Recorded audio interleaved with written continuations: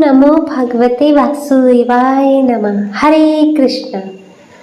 श्री शिवाय नमस्तुभ्यम। प्रिय भक्तजनों, आप सभी का स्वागत है।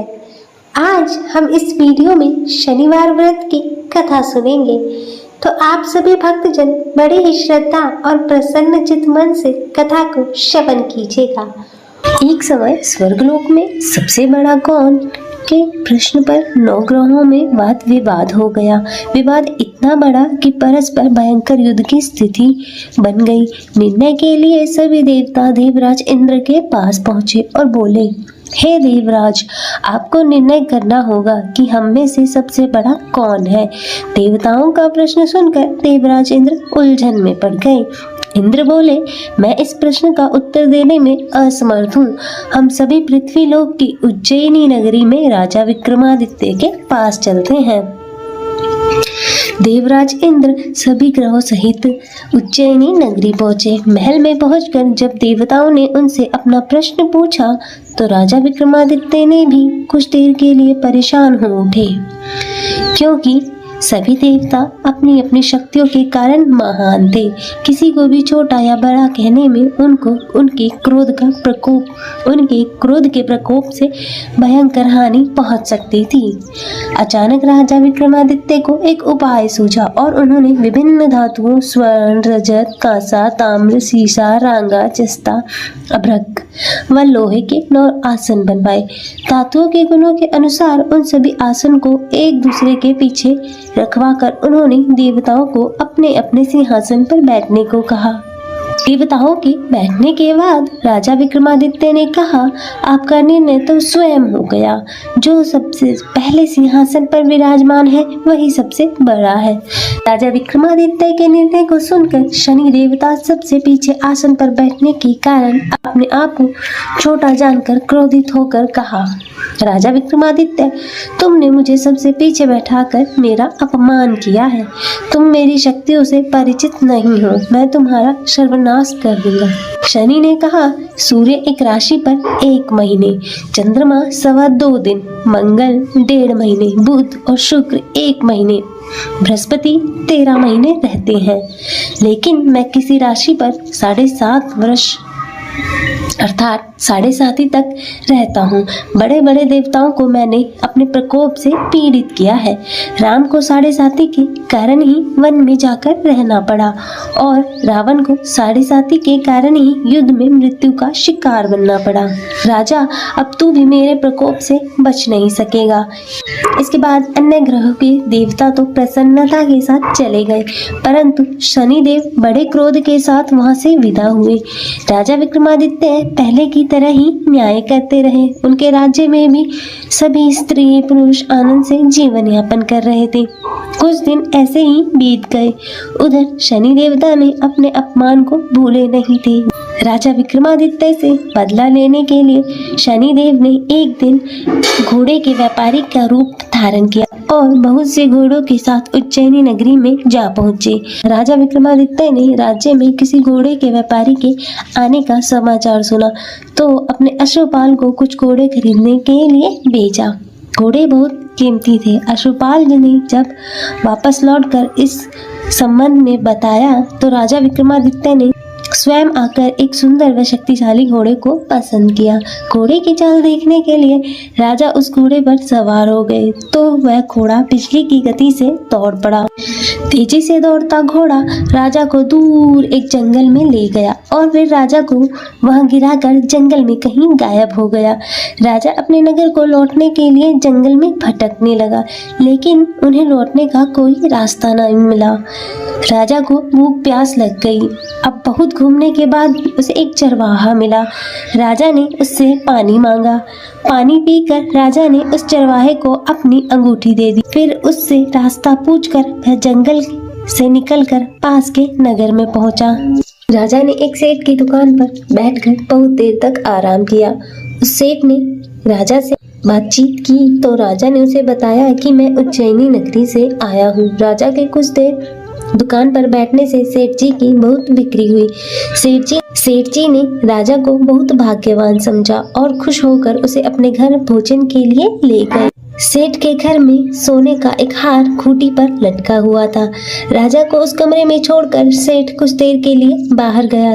तभी एक आश्चर्यजनक घटना घटी। राजा के देखते देखते सोने का हार उस खूंटी ने निगल लिया। सेठ ने कमरे में लौटकर हार को गायब देखा तो चोरी का संदेह राजा पर ही किया, क्योंकि उस कमरे में राजा ही अकेला बैठा था। सेठ ने अपने नौकरों से कहा कि इस परदेसी को रस्सियों से बांधकर नगर के पास ले चलो। राजा विक्रमादित्य से हार के बारे में पूछा तो उसने बताया उसके देखते देखते खूंटी ने वह हार निगल लिया। इस पर राजा ने क्रोधित होकर चोरी करने के अपराध में विक्रमादित्य के हाथ पांव काटने का आदेश दे दिया। राजा विक्रमादित्य के हाथ पांव काटकर उसे नगर की सड़क पर छोड़ दिया गया। कुछ दिन बाद एक तेली उसे उठाकर अपने घर ले गया और उसे अपने कोलू पर बिठा दिया। राजा आवाज देकर बैलों को हाँकता। इस प्रकार तेली का बैल चलता रहता और राजा को भोजन मिलता रहा। शनि के प्रकोप की 7.5 पूरी होने पर वर्षा ऋतु प्रारंभ हुई। राजा विक्रमादित्य एक रात मेघ मल्हार गा रहा था कि तभी नगर के राजा की लड़की राजकुमारी मोहिनी रथ पर सवार उस तेली के घर के पास से गुजरी। उसने मेघ मल्हार सुना तो उसे बहुत अच्छा लगा और दासी को भेजकर गाने वाले को बुलाने के लिए कहा। दासी ने लौटकर राजकुमारी को अपंग राजा के बारे में सब कुछ बता दिया। राजकुमारी उसके मेघ मल्हार से बहुत मोहित हुई, अतः उसने सब कुछ जानकर भी अपंग राजा से विवाह करने का निश्चय लिया। राजकुमारी ने अपने माता पिता से जब यह बात की तो वे हैरान रह गए। रानी ने मोहिनी को समझाया, बेटी तेरे भाग्य में तो किसी राजा की रानी होना लिखा है, फिर तू उस अपंग से विवाह करके अपने पांव पर कुल्हाड़ी क्यों मार रही है। राजकुमारी ने अपनी जिद नहीं छोड़ी। अपनी जिद पूरी कराने के लिए उसने भोजन करना छोड़ दिया और प्राण त्याग देने का निश्चय कर लिया। राजा रानी को विवश होकर अपंग विक्रमादित्य से राजकुमारी का विवाह कराना पड़ा। विवाह कराने के बाद राजा विक्रमादित्य और राजकुमारी तेली के घर में रहने लगे। उसी रात स्वप्न में शनिदेव ने राजा से कहा, राजा तुमने मेरा प्रकोप देख लिया, मैंने तुम्हें अपने अपमान का दंड दिया है। राजा ने शनिदेव से क्षमा करने को कहा और प्रार्थना की, हे शनिदेव आपने जितना दुख मुझे दिया है अन्य किसी को ना दे। शनिदेव ने कुछ सोचकर कहा, राजा मैं तुम्हारी प्रार्थना स्वीकार करता हूँ। जो कोई स्त्री पुरुष मेरी पूजा करेगा, शनिवार को व्रत करेगा, मेरी व्रत कथा सुनेगा, उस पर मेरी अनुकंपा बनी रहेगी। प्रातःकाल राजा विक्रमादित्य की नींद खुली तो उसने अपने हाथ पांव देखकर राजा को बहुत खुशी हुई। उसने मन ही मन में शनिदेव को प्रणाम किया। राजकुमारी भी राजा के हाथ पांव सही सलामत देखकर आश्चर्य में डूब गई। तब राजा विक्रमादित्य ने अपना परिचय देते हुए शनिदेव के प्रकोप की सारी कहानी सुनाई। सेठ जी को जब इस बात का पता चला तो दौड़ता हुआ तेली के घर पहुंचा और राजा के चरणों में गिरकर क्षमा मांगने लगा। राजा ने उसे क्षमा कर दिया क्योंकि यह सब तो शनिदेव के प्रकोप के कारण हुआ था। सेठ राजा को अपने घर ले गया, उसे भोजन कराया। भोजन कराते समय वहाँ एक आश्चर्यजनक घटना घटी।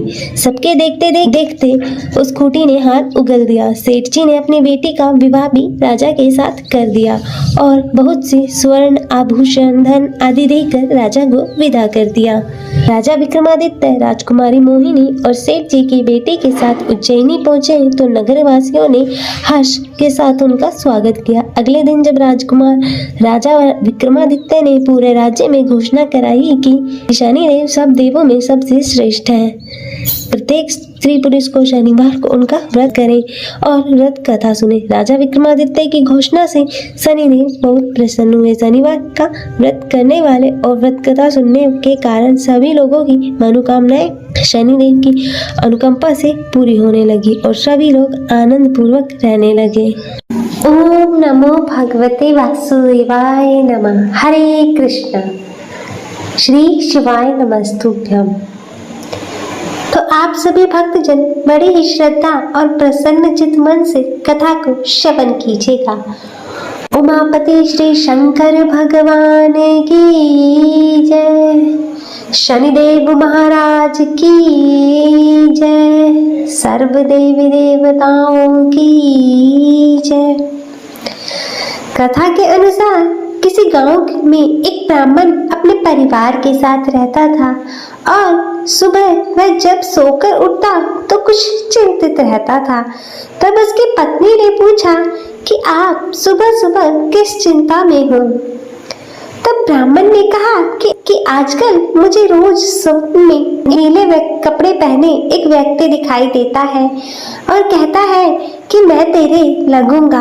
और तब यह सुनकर उसकी पत्नी बोली, यह तो शनिदेव है और आप पर शनि की दशा लगने वाली है। अब वह सपने में आए तो उनसे कहना कि लग जाओ, लेकिन सवा पहर से ज्यादा की हाँ मत भरना। और अगले दिन फिर ब्राह्मण को रात में वही स्वप्न आया तो ब्राह्मण बोला, लग जाओ। तब शनिदेव ने कहा, ब्राह्मण मैं तेरे 7.5 साल के लिए लगूंगा। तो वह ब्राह्मण बोला, नहीं महाराज, यह तो मुझसे सहन नहीं होगा। फिर शनिदेव बोले, ठीक है, तो मैं 5.5 साल के लिए लगूंगा। तब इस पर भी ब्राह्मण बोला, नहीं महाराज, यह भी नहीं। फिर शनिदेव बोले, 2.5 वर्ष। तो ब्राह्मण बोला, महाराज यह तो नहीं झेला जाएगा। फिर ऐसा करते करते शनिदेव बोले कि सवा प्रहर के लिए तुझे मेरी दशा सहनी ही होगी। और तब उस पर ब्राह्मण ने हाँ कर दी। और सुबह उठकर ब्राह्मण ने अपनी पत्नी को सारी बातें बताई और बोला, मुझे सवा प्रहर की दशा लग गई है, तू मुझे सोने के 2 टक्के दे दे। मैं जंगल में चला जाता हूँ और वहाँ बैठकर पूजा पाठ करूँगा और पूरा समय होने पर वापस आ जाऊँगा।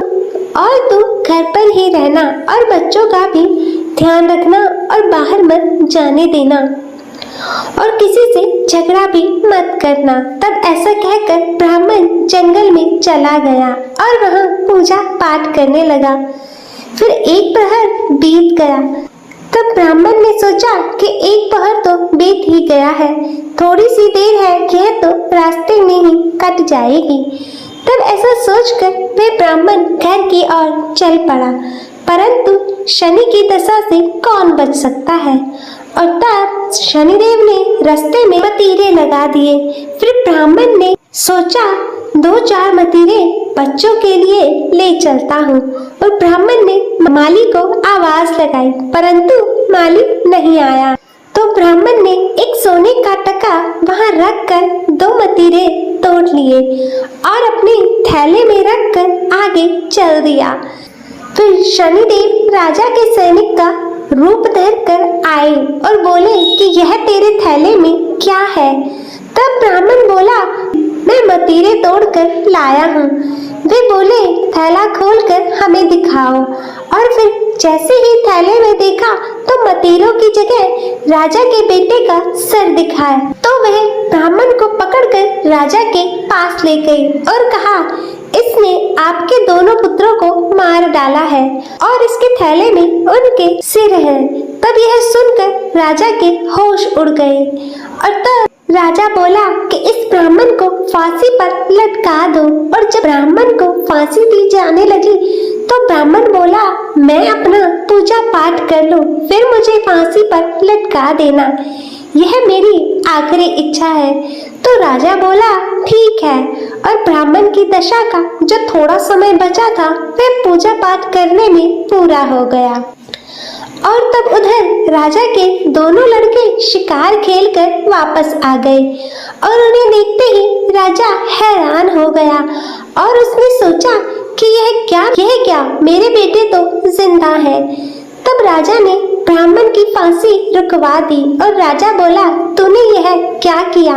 तो ब्राह्मण बोला, महाराज कोई जादू या टोना नहीं किया है, मुझ पर तो शनि की दशा लगी थी और उसी का परिणाम है यह जो भी सब हुआ। तब राजा ने पूछा, दशा लगने पर क्या उपाय करना चाहिए। तब ब्राह्मण बोला, यदि राजा के शनि की दशा लगे तो पति का दान करना चाहिए और किसी सेठ या साहूकार के लगे तो ताले घड़े का दान करना चाहिए और साधारण और साधारण गृहस्थ को लगे तो काले कुत्ते को तेल से चुपड़ी रोटी खिला दे, पीपल में जल दे और कथा कहानी करे। इससे और फिर इसके प्रभाव से इसके बाद राजा ने ब्राह्मण को छोड़ दिया और जैसे ही ब्राह्मण घर पहुंचा तो उसकी पत्नी ने पूछा, पहले क्या लाए हो? तो ब्राह्मण बोला, मतीरे लाया हूँ बच्चों के लिए। तब पत्नी ने थैला खोलकर देखा तो मतीरों की जगह धन हो गया था। तो पत्नी ने पूछा, इतना धन कहाँ से लाए हो? आपको तो शनि की दशा लगी थी। तब ब्राह्मण बोला, जब दशा लगी तो मतीरे की जगह सिर करवा दिए, फांसी पर चढ़वाने की तैयारी हो गई और उतरी तो मतीरों की जगह धन कर दिया। हे शनि महाराज, जैसी हालत ब्राह्मण की शनि की दशा लगते हुए करी, वैसे किसी की मत करना, और जैसी दशा शनि उतरते समय करी, वैसी कृपा सब पर करना। सभी प्रेम से बोले श्री शनिदेव महाराज की जय। ओम भगभवाय विद्महे मृत्युरूपाय धीमहि तन्नो शनिः प्रचोदयात्।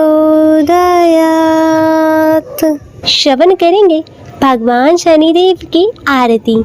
तो आइए भक्तजनों शुरू करते हैं।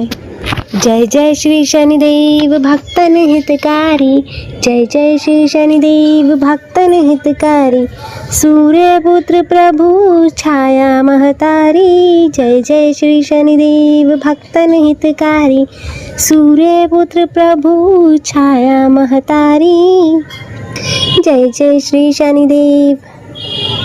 श्याम अंग वक्र दृष्टि चतुर्भुजाधारी, श्याम अंग वक्र दृष्टि चतुर्भुजाधारी, नीलांबर धारनाथ गज की स्वारी, जय जय श्री शनिदेव भक्तन हितकारी, सूर्यपुत्र प्रभु छाया महतारी, किरीट मुकुट शीश रजित दीपत है लिलारी, मुक्तन की माला गले शोभित बलिहारी, जय जय श्री शनिदेव भक्तन हितकारी, सूर्यपुत्र प्रभु छाया महतारी, जय जय श्री शनिदेव। मोदक मिष्ठान पान चढ़त है सुपारी, लोहा तिल तेल उड़द महिषी अति प्यारी, जय जय श्री शनिदेव। जय जय श्री शनिदेव भक्तन हितकारी, सूर्यपुत्र प्रभु छाया महतारी, जय जय श्री शनिदेव। देव धनुष ऋषि मुनि सुमिरत नर नारी, सुमिरत नर नारी, विश्वनाथ धरत ध्यान शरण है तुम्हारी, विश्वनाथ धरत है ध्यान शरण है तुम्हारी, जय जय श्री शनिदेव भक्तन हितकारी, सूर्यपुत्र प्रभु छाया महतारी, जय जय श्री शनिदेव। बोलो श्री शनि भगवान की जय, सूर्यपुत्र की जय।